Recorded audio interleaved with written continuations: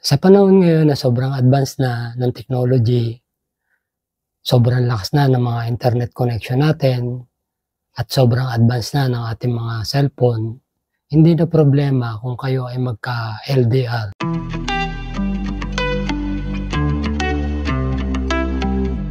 Sa panahon ngayon na sobrang advance na ng technology, sobrang lakas na ng mga internet connection natin, at sobrang advance na ng ating mga cellphone, hindi na problema kung kayo ay magka-LDR or long distance relationship.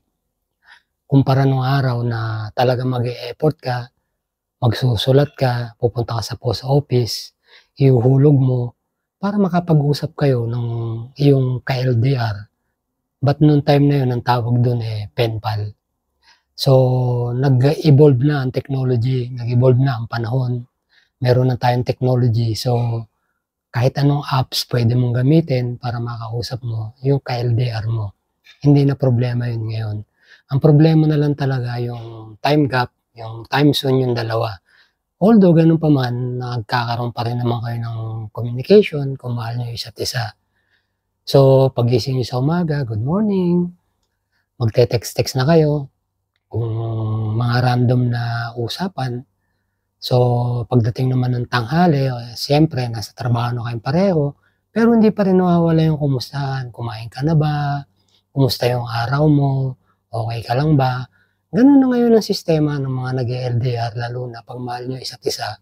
Kahit sobrang busy nyo, nagbibigay kayo ng effort, at least hindi nyo namimiss yung isa't isa. Nakakapagtawagan pa kayo minsan pag mga day off nyo, nakakapag-video call kayo. Pero may time pa rin talaga na sobrang hirap. Lalo na pagdating sa gabi. Kung sa umaga nakakapag-chat kayo ng mahaba-haba, sa tanghali nakakapag-chat pa din kayo ng mahaba-haba. Pero pagdating ng gabi, nakakalungkot talaga.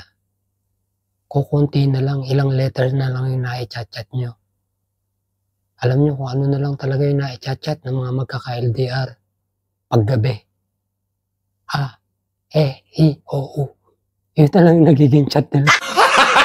Gago!